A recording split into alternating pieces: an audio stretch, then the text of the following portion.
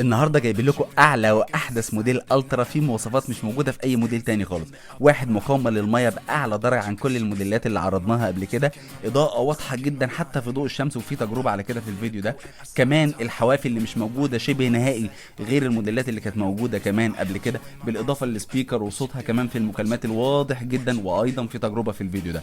فتابع معانا التفاصيل في الفيديو ده عشان تقدر تعرف كل المزايا اللي موجوده دي، تجربتها في الشمس عشان نقدر نشوف قد ايه في تعامد ضوء الشمس، قد ايه صورتها واضحه والوانها كمان واضحه وزاهيه جدا. بالاضافه كمان ان الساعه بتقبل كل اكسسوارات الابل الاصليه مقاس 45، وده يرجع لزرار اللوك اللي موجود فيها، بيخلي كل الاكسسوارات سواء سيليكون او معدن او باي خامه تاني قماش، اي ماتيريال موجوده تقدر تركب على الساعه، وكمان تكون ثابته ما تقعش من الساعه، وده بالتالي بيحافظ على الساعه من الكسر.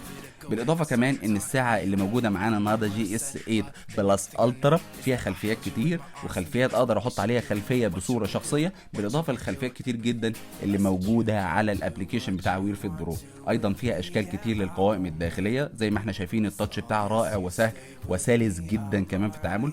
ايضا فيها التحكم بشكل كامل في المكالمات، اقدر اتصل من الساعه وارد كمان من الساعه، بالاضافه لاظهار كل الاسماء، اي اسم موجود عندي على الموبايل هيظهر على الساعة لما يتصل عليا. ايضا في تجربة دلوقتي هنعملها على صوتها في السبيكر بتاع قد ايه واضح للمستقبل المكالمة، بالاضافة ايضا ان قد ايه صوت السماعة واضح. يلا بينا عشان نشوف صوتها. الو، السلام عليكم. عليكم السلام. ازيك يا استاذ محمد، عامل ايه يا ازيك يا باشا؟ استاذ محمد؟ الحمد لله والله. انت عامل الله، ايه؟ اللهم لك الحمد. احنا دلوقتي بنجرب الساعة جي اس 8 بلس الترا عشان نعرف صوت المايك بتاعها والسماعة عامل ازاي. انت سامعني كده كويس؟ عايزين نجرب صوت المكالمات. سامعك كويس، صوت واضح عندي.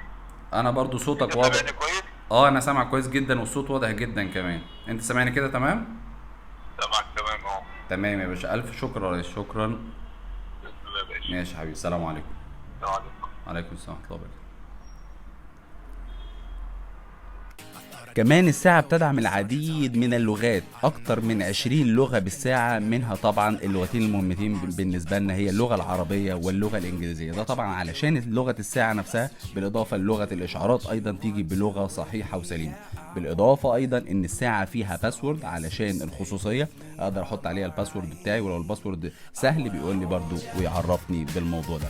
الساعة بتستقبل كل الإشعارات برامج السوشيال ميديا زي الواتساب والفيسبوك والانستجرام والرسائل العادية والإيميلات، كل الحاجات دي كلها الساعة بتستقبلها بشكل صحيح وسليم، أيا كان اللغة اللي موجودة هي عربية أو إنجليزية. ولكن لازم أفتح أيضا البرميشنز أو الأذونات الخاصة بيها من أبليكيشن عشان تقدر كل البرامج دي كلها تستقبل الساعة الإشعارات بتاعتها. ده التحكم في الإضاءة، بالإضافة أيضا الفايبريشن الاهتزاز، والصوت أيضا أقدر أتحكم فيه من الضبط بتاع الساعه، وبالاضافه ايضا ان انا اقدر اتحكم في الميوزك، وكمان اقدر اتابع الطقس، وكمان متابعه الانشطه الرياضيه ومناسبه جدا للجيم. كمان اقدر اتحكم في سيري، وكمان اقدر اتحكم في التصوير عن بعد من خلال الساعه. يعني اقدر زي ما احنا شايفين كده اقدر القط صور من خلال الساعه مباشره، والصور تيجي على الموبايل. الساعة كمان فيها طبعا متابعة للعديد من الأنشطة الرياضية ومتابعة المرتفعات، بالإضافة أيضا إن هي فيها ألعاب، فيها لعبة زي اللي احنا شايفينها قدامنا دي، والبرنامج كمان مستر إن هو بيتحدث وممكن تضاف إليه لعب أخرى في المستقبل.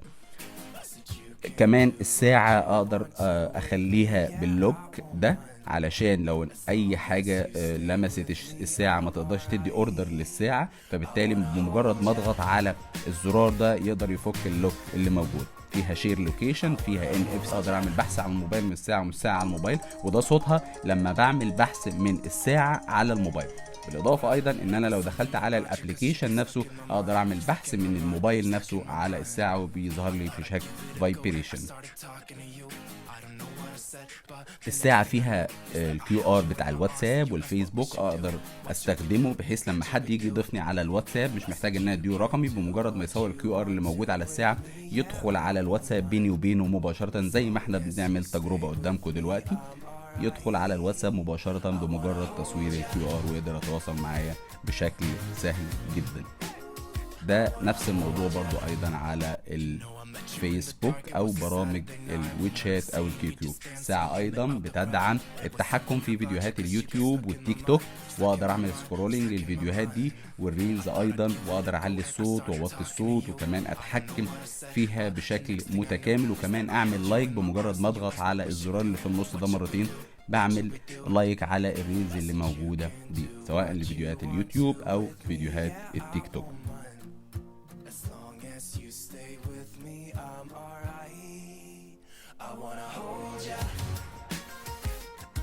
الساعة كمان فيها العديد من القياسات الطبية زي نبض القلب، ضغط الدم، أكسجين في الدم، كمان قياس ساعات النوم العميق والخفيف. ولكن قلنا مرارا وتكرارا إن الحاجات دي غير دقيقة وغير معتمدة، وصحة الناس أمانة لا يستهان بها.